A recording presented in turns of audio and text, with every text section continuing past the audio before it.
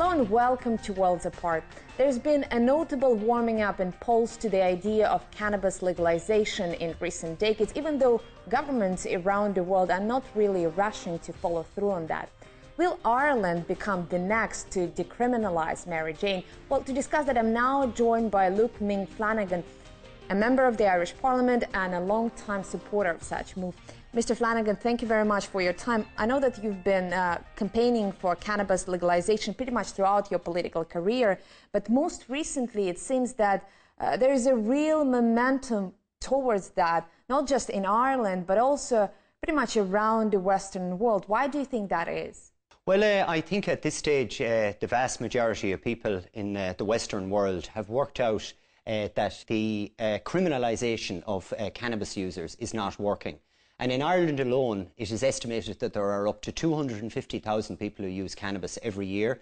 There are 100,000 people who have ended up with a criminal record for possession as a result of it. And at this stage, I think people have worked out that the current strategy is not working. It's leaving money in the hands of the criminals, and it's actually making cannabis a far more dangerous substance. Now, I know that you recently introduced a bill on the cannabis legalisation to the Dáil, the Irish Parliament, and some of your fellow MPs have been pretty sceptical. Some are even openly critical of such proposal. With all the awareness that you mentioned earlier, why do you think there is still such a strong opposition to this move?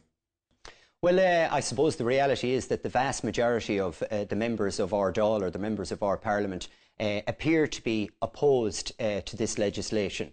And I would suggest that the reason why they would be opposed is that they are afraid as being seen as soft on drugs somehow, and that they're not being as hardline as maybe they might expect their voters for them to be.